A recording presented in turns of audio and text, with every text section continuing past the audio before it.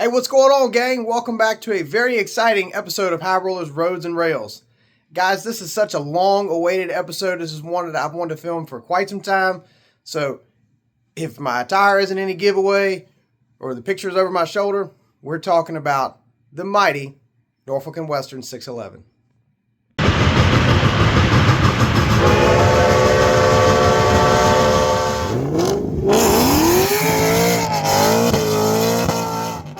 Now, before we get started in this video, you're probably wondering, Dylan, why you dress like this? Well, guys, I've told you all before, but I am a crew member on the real Norfolk and Western 611. And I figured for this video, it'd be fun to, throw on the old denim shirt and the hat and everything. But anyway, so guys, it's going to be a really exciting episode, and we're going to talk about the MTH Proto 3 J-Class number 611. And this engine is out of the most recent run that they did not a few months ago. So I picked this engine up at York. We talked about it a little bit in the last video, but now we're going to go fully in depth and really check this out, and then check out the special train that I have hooked behind it. So guys, let's get right into it. And here we go, guys. We are up on the layout now and checking out this beautiful MTH J-Class Proto 3 611. And what a stunning engine, you guys. I'm so over the moon to finally have one of these. And I know a lot of collectors, typically if you buy a Norfolk and Western engine and say you're not an aficionado like myself, this is probably the engine you're going to buy, because obviously 611 is the most famous, being that it's still around and its long excursion career. So a lot of people tend to buy this model. But, oddly enough, I didn't have one for the longest time. I mean, I've been back in O-scale for 2 years now, and I've had J-classes. You guys have seen my Lionel 606, and then we've talked a little bit about the K2A, but I did not have a 611. So with me coming off the Goshen excursion trips the last month or so, it was just finally time. So I went to York and picked this up from Brady's Trains. You guys saw that in the York Haul video. But we're here to talk about this engine today. But before we talk about this, let's take a quick look at the real Norfolk and Western 611. The history of the Norfolk and Western 611 begins in the Roanoke East End shops, where she was built in May of 1950. She was built in the final run of the class with locomotives 611 through 613. And upon this final group's completion, it would bring the total number of J's in the class to 14. And they would be the final passenger mainline steam locomotives built in the United States. These final J's were unquestionably the most powerful 484 passenger locomotives ever built. With an astonishing 80,000 pounds of tractive effort and a max operating boiler pressure of 300 psi and Timken roller bearings, these locomotives could easily top out over 100 miles per hour. The 611 and her sisters proudly served the N&W, servicing their premier passenger services like the Pocahontas, the Powhatan Arrow, and the Cavalier.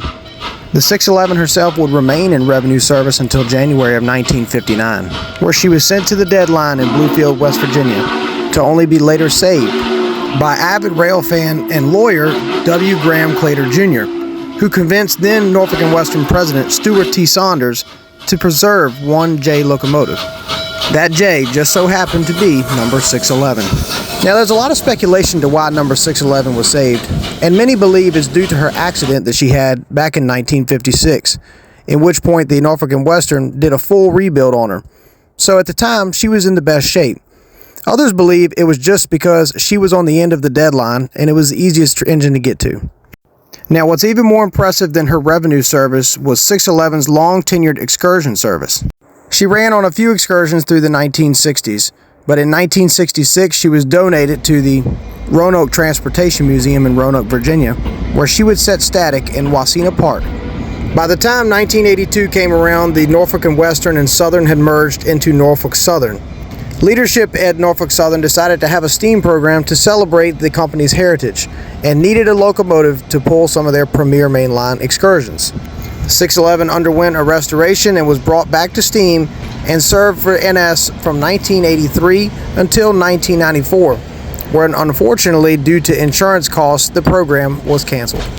611 was sent back to Roanoke to be on static display at the Virginia Museum of Transportation until, that is, in 2015, a year-long restoration at the North Carolina Transportation and Museum in Spencer, North Carolina, the 611 returned as a mainline excursion engine for Norfolk Southern's 21st Century Steam program, which lasted until 2017. After the program concluded again, she would be forced back to static display at the VMT. She would not get her chance to operate again until 2019, when the VMT sent the 611 to the Strasburg Railroad for the N&W Reunion of Steam event, where she was reunited with the only other operating Norfolk and Western steam locomotive at the time, M-Class number 475. She would again travel to Strasburg in 2021 for some more weekend excursions and photo charters. Finally, in 2023, she would get her chance to return to the main line as the Buckingham Branch Railroad had 611 come over its former C&O main line to operate excursions between Goshen, Virginia and Stanton, Virginia.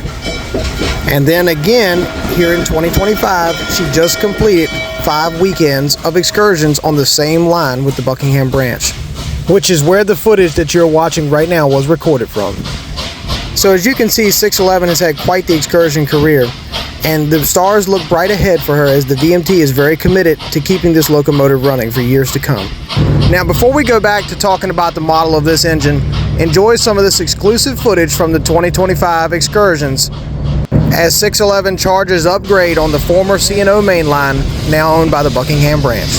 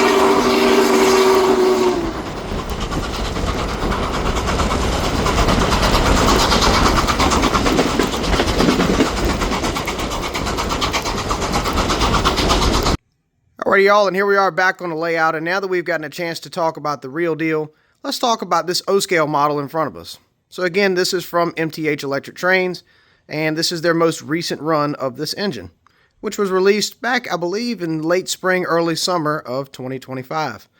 Now, this engine is fully loaded with pretty much every feature that you could want out of a modern MTH steam engine. Obviously, we got LED lighting in the cab and the headlight, number boards, obviously the great smoke that we expect from MTH stacks. And also, this is a whistle steam engine, so it does have the steaming whistle.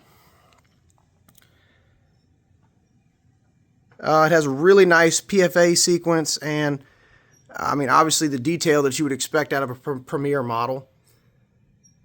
She's just stunning.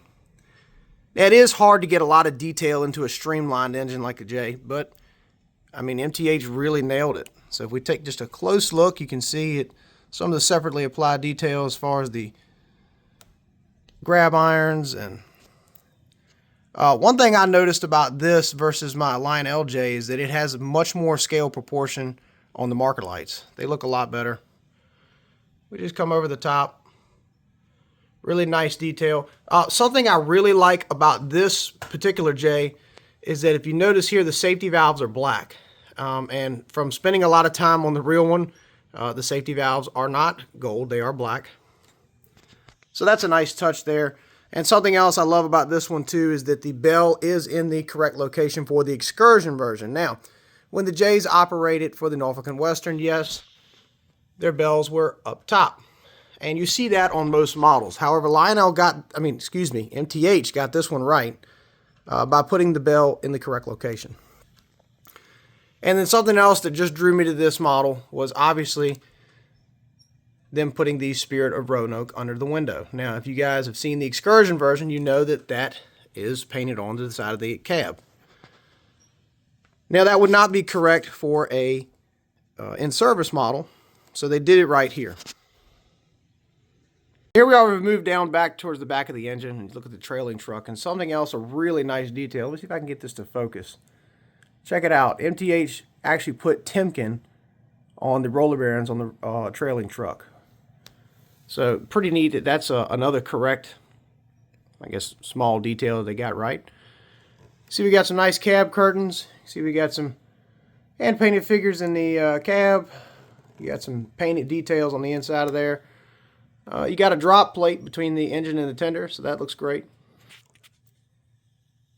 And then obviously you guys know MTH Premier model has the chains on the trucks, so really looks good. And we'll take a look at the tender. Very nice, and obviously you guys know MTH gets it right on the colors. The stripe color looks great on this engine. And we'll take a look at the back of the tender there, and you can see the black smoke is waste. Be careful. And that is a feature that is on the real locomotive, so glad they got it right here. Really nice looking real coal load. Moving to the back. These hatches do open to reveal some volume control.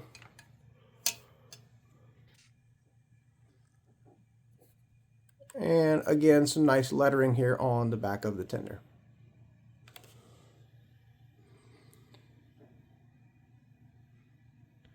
Now here we are, you see, whoa, deja vu, we've got another J here on the layout. And I kind of wanted to put this model up here. This is a Lionel TMCC J from the early 2000s. And I really wanted to put this up here so we could just make some comparisons between the new MTH model and the older Lionel. So let's take a quick look at the Lionel. And this is back when Lionel did a little bit better job on the color. So I have no problem with the stripe color on this locomotive. But if you take a look at the MTH, it's hard to tell on camera. It is a touch darker. But honestly, I don't mind it. I think Lionel did good in these years of getting the J stripe color correct. Now, you notice this has different wheels on the pilot. And that's on purpose because the early J's, 600 through 606, had these spoked wheels on the pilot. They were later changed to the solid wheels like you see on the 611 here. And this is where I wanted to go and show you guys. This is the bell location for an in-service model. And then obviously the bell has been moved down on the excursion engine. And if you kind of take a look here now, you can really see the difference on the scale proportions of things. Like I said, these marker lights are just a touch oversized compared to those. I mean, minor differences, but you know, we're just comparing apples to apples. See the builder plate on the 606. the builder plate on the MTHJ. Now, that's something that I will say is much nicer on the Lionel. The Lionel is actually almost raised up like a real builder plate. And this one is kind of just printed on the side of the boiler. So, something I can say that Lionel kind of did a better job on.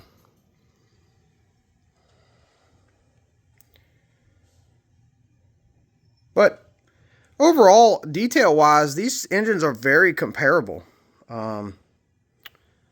Take a look here at the valve gear and the cylinders on the old J. And then on the MTH model, a little bit better detail here. And we'll move to the back of the Lionel J. And you can see this is kind of where the newer model shines a little bit. There's not much, obviously no drop plate, and not really any painted in detail on this older model here. Same thing up top. You see these hatches are bolted in, and the hatches on the MTH do open. So, two very nice locomotives, about 25 years apart in age. So enough of comparing these two models. Let's go ahead and get this J from MTH fired up, and let's listen to some sounds. All right, so obviously this engine is a modern DCS locomotive, so we're going to run it off of the MTH DCS app. So let's go ahead and fire it up. Now, obviously, there is some extended startup sequences and everything we can do. We'll go through that in a little bit, but right now we've got it fired up. You can start to hear that sound.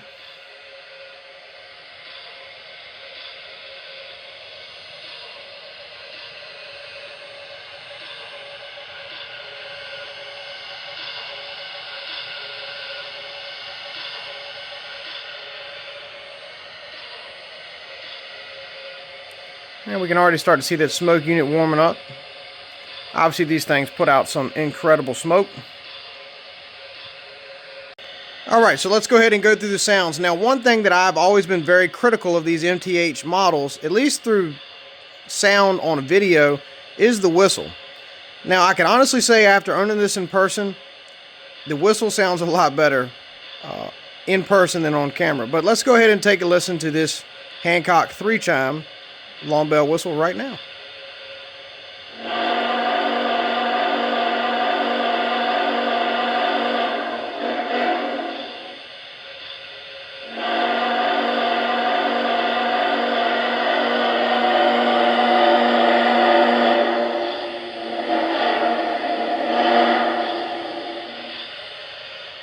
You guys can see that smoke and whistle. It's going to take a while for it to heat up, but looks pretty awesome. Alright, so now we're going to take a listen to the whistle again. I've switched it over to the playable whistle mode, so now that we can quill it a little bit. So let's do that.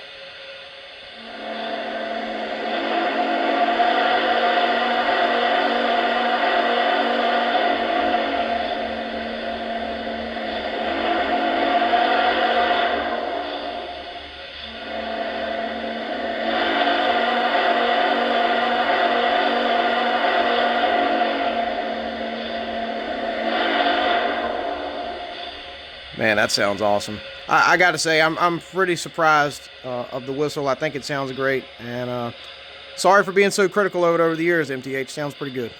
All right, so we're going to go through a couple more sounds. We'll do the PFA and stuff during the run session, but for right now, here's the forward signal and reverse.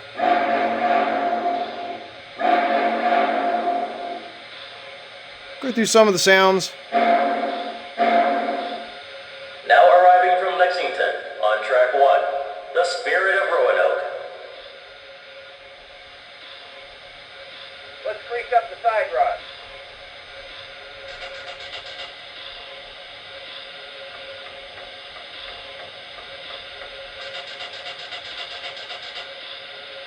Good. Turn on the injector.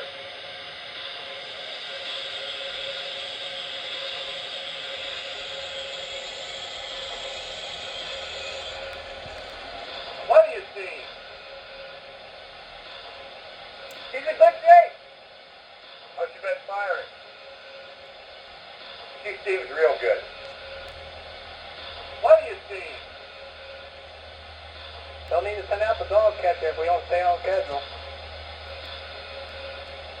All right, and one more thing before we get going. Let's hear the bell. The conductor's giving us the highball signal. Go ahead, get ready to pull out.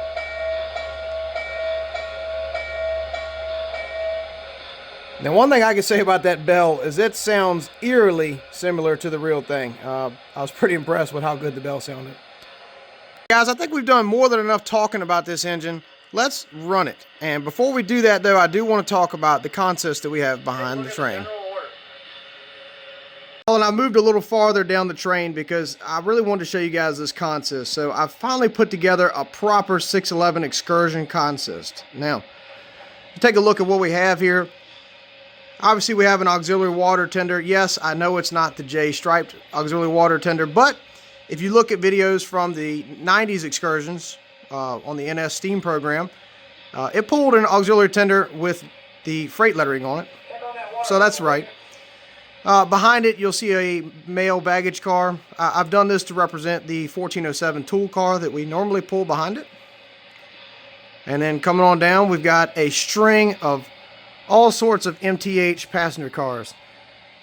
But two that I want to really highlight, and we've looked at these before in an earlier video, but these were custom runs by the train loft. And if you saw 611 during 2023 excursions, then you saw these bi-level cars on the train.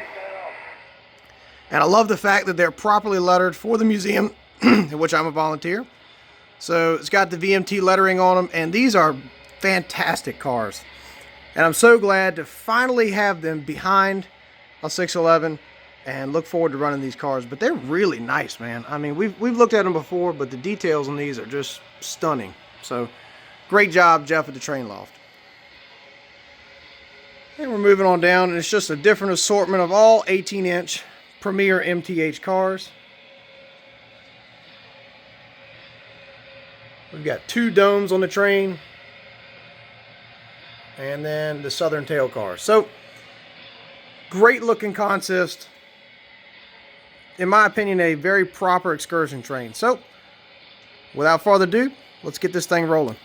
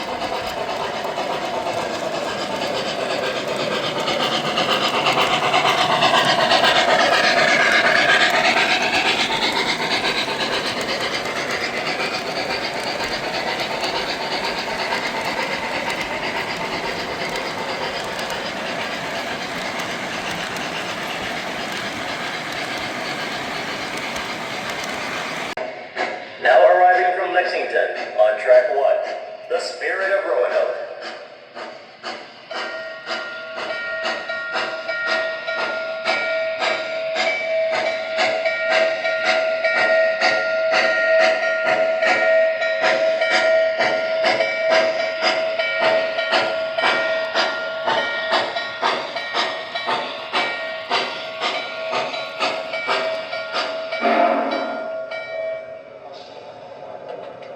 This stop is High Point.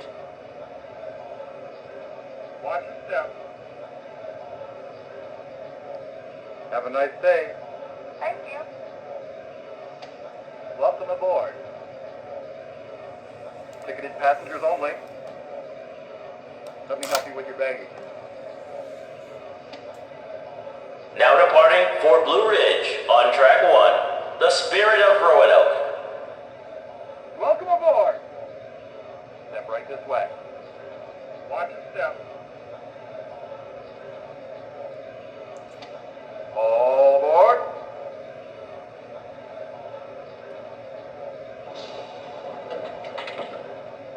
I see the conductor's checking his watch again. It must be time to go. The conductor's giving us the highball signal.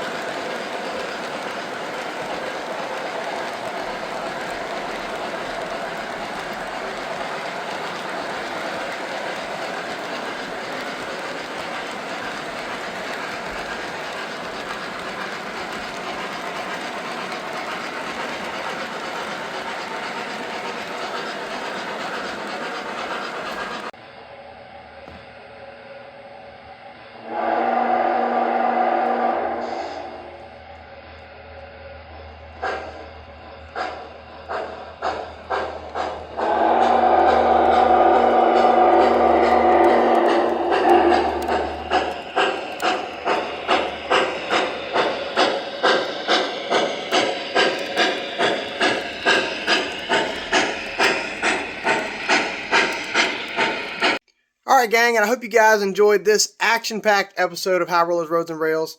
Again, I want to thank a couple people. First off, I want to thank the Virginia Museum of Transportation and Zach McGinnis for allowing me to show you guys some of that footage from the 2025 excursions this year. And like I said, I was honored to be a part of that. And I can't thank the museum enough for the opportunities they've allotted me. So glad that I could bring some of that to you guys. But most importantly, guys, I want to thank Brady with Brady's Trains for giving me a great deal on the Proto 3611. And mostly I want to thank you guys for tuning in and watching. Thanks for keeping me motivated, guys. So if you enjoyed this video, just ask that you like, you comment, you subscribe. And guys, just share this with guys out in the hobby. The channel is expanding and growing, and hey, I appreciate it. So with that, guys, thanks so much. We'll see you guys for the next one. But if not, we'll see y'all down the line.